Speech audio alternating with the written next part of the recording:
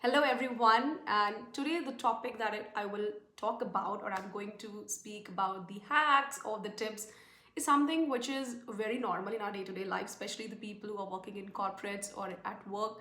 They experience this. So, every time when I share a video about certain tips or certain kind of topics, it's completely and purely from my experience, based on experience. And of course, how I improve it, how I'm working on it, I share it with you all. So, and at the same time, expecting that people also share their feedback with me so that I can improve, I can bring new content to it, and I can also think about that content, that what else can really benefit audience here. So today, I will speak about negotiation skills. I know most of you are very good at it. Some of you are really trying to be there, and some of you really thinking, okay, how this is really beneficial or how this is really going to help me out in my career. So whether you are in student level or someone who is trying to figure out how to be good at it, or someone in corporate. So in corporates, in our daily life, we it's normal for us. Negotiation is a key part of it, right? But I will share some key hacks or see key tips, or more than a key tip, it is something that will make you think that, okay, how to begin with. So negotiation at any time point, at any place, will help you in building yourself and building a confidence in you. Now when I mention confidence, go back to my starting videos or the previous videos and see how to really muster courage and the confidence when you are in this kind of corporate communication or any kind of communication that you want to really you know build yourself, or you're really looking to communicate with the larger audiences. Well, come back here. So about the negotiation. So for example, today I will touch one aspect of it where you are the person asking for it. So I'll just pick up one very small point when you're asking for a different work or different exposure at work, that you really want to do something just to get exposure or to build certain expertise, or you want to implement your expertise that you have learned through some trainings or certain ways, right? Let's talk about that mini part, because negotiation is always like two ways. You are also talking, you're asking, but the other person is also giving. So negotiation is useful for both the parties, but I will touch the party which is mostly most of us.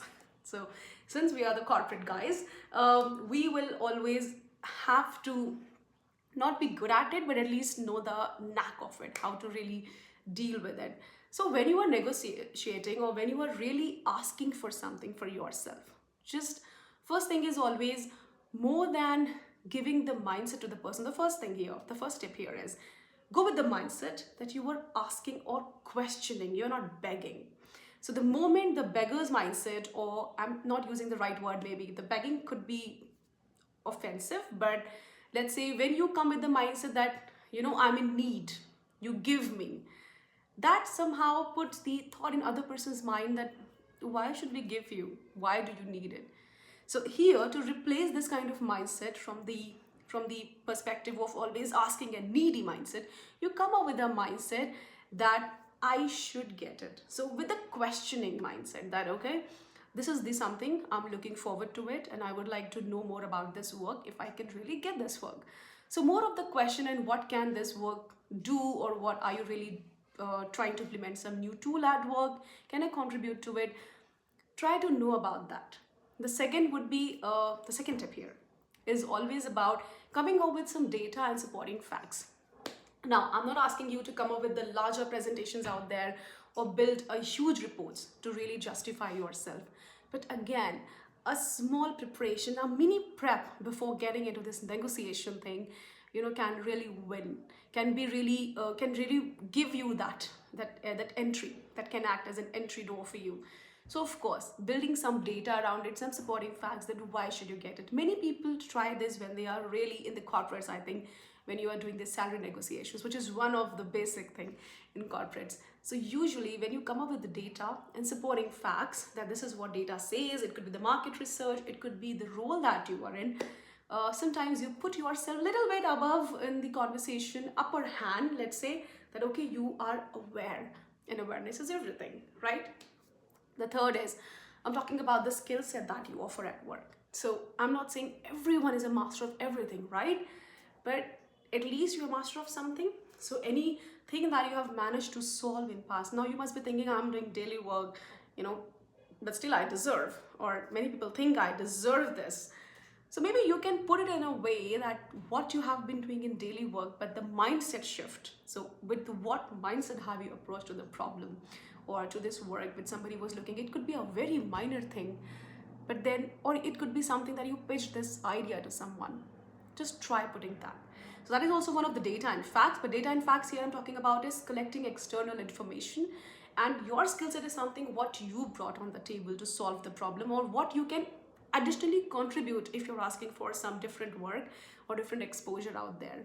So when you speak about these things confidently, and confidence, and let's say, is a parameter, is a constant parameter throughout, so you will be in a place of not losing it at all. You can't lose it.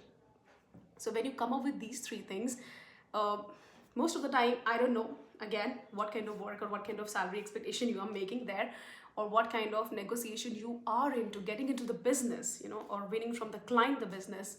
But sometime it really gives you better win than a person who is not even starting a negotiation. So be a great negotiator, and this is our first journey towards that. So negotiation doesn't always have to be a win-win situation, but it can give you that edge over others that, okay, I can do it and I can be good at it. So always a very, not a hack or a tip, but a very general thing when you are negotiating with somebody in the mind, and especially when you are from this place of mind where you are the question person, where you need something or someone should give you something, think why that person should give you. So keep that thing always in mind. And when they give you, why you, and what can you do out of it? So if you're able to solve these two questions in your mind, I think you are mostly in a better position of negotiation. And when you practice these skills, when you practice these questions with time, it really gives you better placement than many people out there. So let me know. Now that's a task for most of my audience there. Let me know how, where not maybe the data, but when was the last time you tried this kind of skill, and how you tried, what you did that really worked out for you and that didn't work out for you, and what was the lesson learned. So anything around this negotiation, I'm really waiting to hear your feedback. So do share your feedback, and don't forget to like and subscribe my channel. So thank you for today, and have a nice day.